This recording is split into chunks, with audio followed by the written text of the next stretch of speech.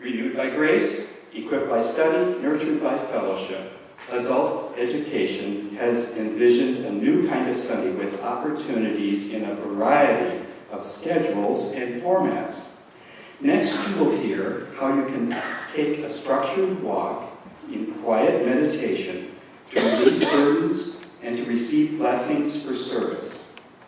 Jerry Greer will speak with you about prayer labyrinth walks that she and Priscilla Boyd have scheduled for the 4th Sunday of each month. Thank you, Mike. Today we live in a world that begs and demands our attention. Through outer calls, we get pulled in many directions.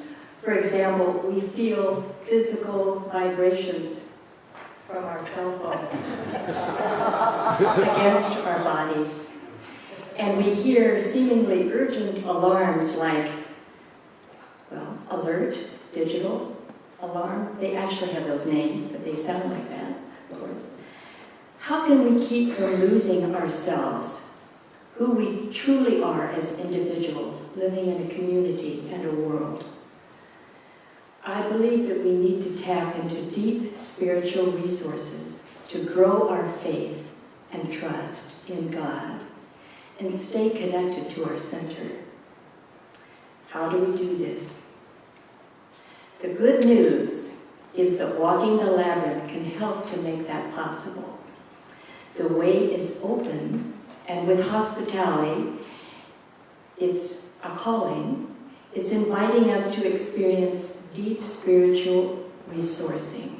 But the question is, will we show up? The labyrinth as a spiritual resource began appearing about 5,000 years ago. It's an ancient pattern containing circuits or paths that were found on pottery and etched into cave walls. During the Middle Ages, the labyrinth became part of Christian prayer life when it was incorporated into cathedrals across Europe. The medieval 11-circuit labyrinth is replicated on the floor of Chartres Cathedral, where it was placed in 1201. Of the 80 Gothic cathedrals built during the Middle Ages, 27 of them had labyrinths. Sadly, the only one remaining in the original form is at Chartres, which is located about 80 kilometers southwest of Paris. Today, people around the world use the labyrinth to quiet the mind, find balance, and encourage meditation, insight, and celebration. Labyrinths are open to all people as a non-denominational, cross-cultural tool of well-being. Labyrinths are now found at sites as varied as medical centers, prisons, spas, memorial parks, and churches. Many of you have walked the labyrinth, but for those who have not, here's what it's like, and it's so easy. There is no right or wrong way. We can trust the path. There are no tricks, no false starts or stops. The labyrinth is not a maze. The path is a two-way street. Those going in will meet those coming out. You may pass people or let others step around you. Do what feels natural when you meet. Allow about 1 minute between people as you enter the labyrinth. It's just walking, putting one foot in front of the other at your own pace, following a winding path to the center, letting go of thoughts and distractions as you quiet your mind. At the center, allow yourself to receive guidance, being open to receive your blessings. Then, returning by the same path, there can be a strange sense of strengthening and clarity. You become more empowered to find and do the work you feel your soul calling for as you enter into the mystery of what God has in store for you. Here at our church, we have 2 labyrinths.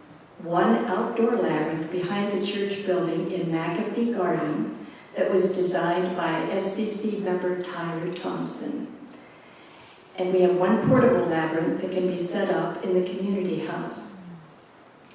The outdoor labyrinth at FCC is always open for self-directed walks. There are materials in the box located at the entrance to the labyrinth that you're welcome to use.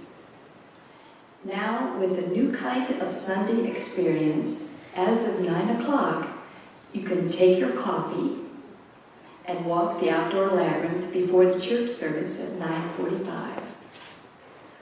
For those who come early with choir members, for example, this is an opportunity to walk the labyrinth at 9 o'clock.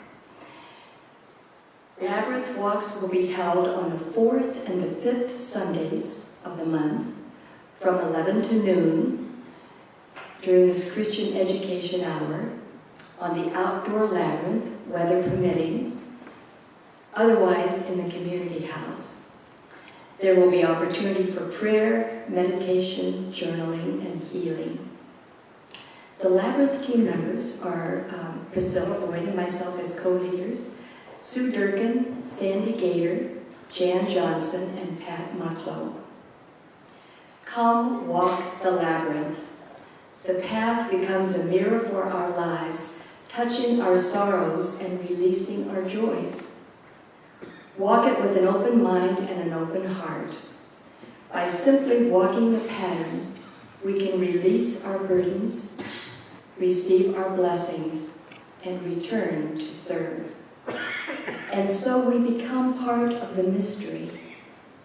Inspired by the risen Christ, we seek, connect, serve. Thank you. Are there any questions?